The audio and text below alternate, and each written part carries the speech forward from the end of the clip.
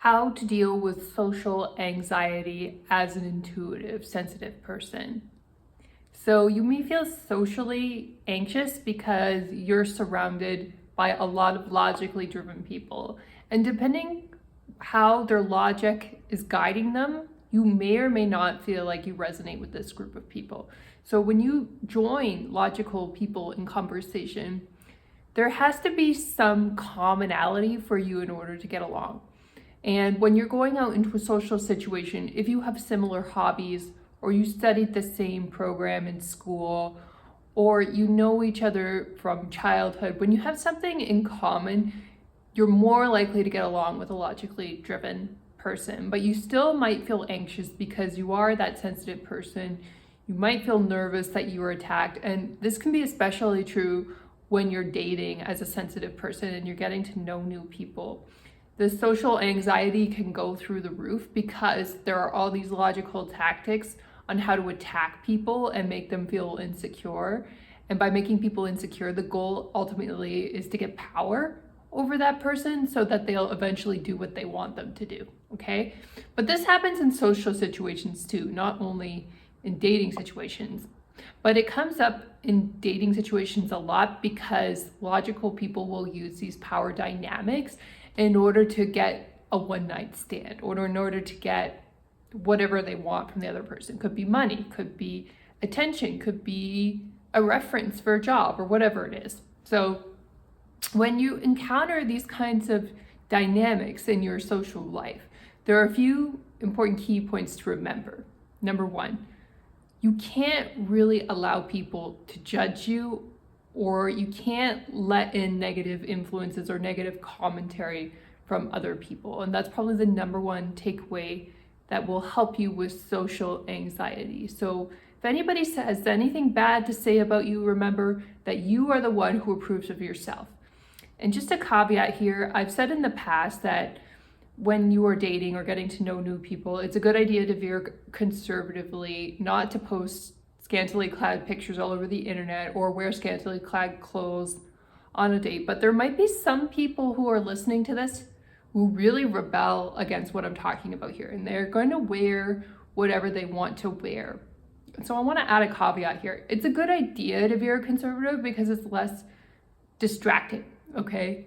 Having said that, you should do you. So if you feel good in whatever you're wearing, don't let me shame you, okay? I'm not trying to shame anybody by giving this advice. Like, you should do what authentically resonates with you, and you shouldn't be worried about what anyone else is thinking or judging about you at the very end of the day. It's good to assimilate feedback. Maybe baby boomers don't like scantily clad people. Maybe it's not a good idea sometimes, but having said that, take it with a grain of salt. You have to be you, and you're never going to dress perfectly. You're never going to be 100% totally approval worthy by everyone in society. Like, it's just not going to happen. Like, even supermodels have flaws and receive rejection, okay? So you can't be 100% following other people's advice and trying to look perfect all the time. It's a good idea to present as your best. It's a good idea to be more on the conservative side. But at the end of the day, it's your approval that matters the most. It's your intuition that matters the most. And if you want to post whatever photos you want to post or wear whatever clothes you want to wear, as long as you feel empowered doing that and you have high self-esteem, that is the most important thing, rather than anybody's advice on it. So your judgment, as I made in point number one, is the most important judgment. You can't let other people judge you or criticize what you wear or criticize who you are as a person. And as long as you have your own approval, you're not going to worry about anybody who's saying anything negative to you or nagging you, as they say in the dating world, okay? If they say something inappropriate, then just take it with a grain of salt. You can even laugh about it and say, hey, maybe there's a kernel of truth in that, and just make a joke out of it. Like, there are so many ways to handle that, and then you can also turn it around back on them.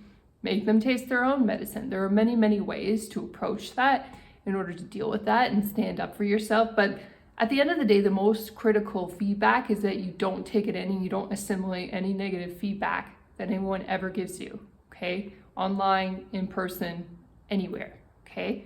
Just laugh about it, make a joke about it, move on. Give them their own Give them their own nasty negative feedback. Observe people, watch people, and understand who they are. And the more data you have, the more likely you'll have a pithy comeback for them if they do try to knock you down a peg, you know? But even if you don't have any comeback, all you have to do is walk out of the room. It's as simple as that if you don't like it.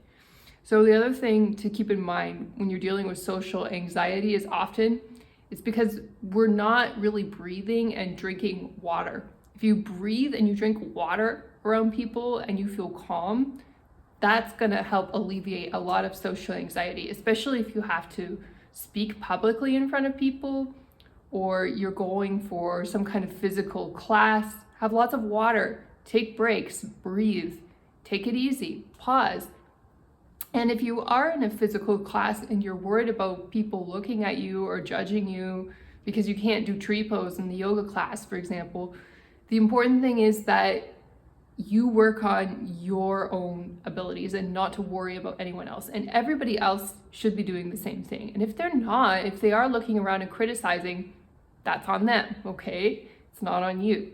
So you want to pick an environment where you do feel good and you do feel safe. I mean, obviously, don't go to a yoga class if you don't feel comfortable in that particular studio for whatever reason.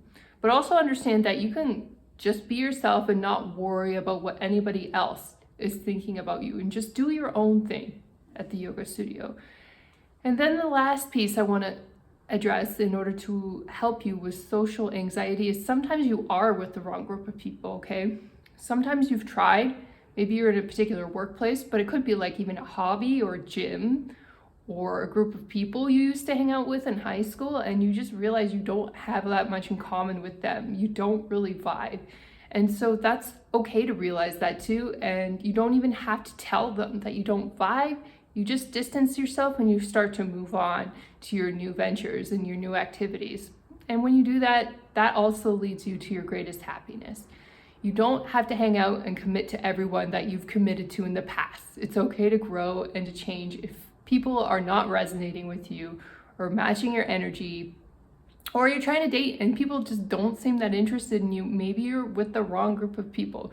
Maybe you're hanging out in a room with people who want to hook up and you are the type who wants to settle down. There's nothing wrong with that. Don't let anybody gaslight you and tell you any different that you're wrong in your desires. Just be patient and wait for the right person to show up with the right resonant values for you, and keep looking. And don't take it personally that other people are living their lives differently from you. That's completely okay. You leave them to your journey and you continue with yours, and you find the group of people that you resonate with in terms of friendship, love, or wherever you go in life.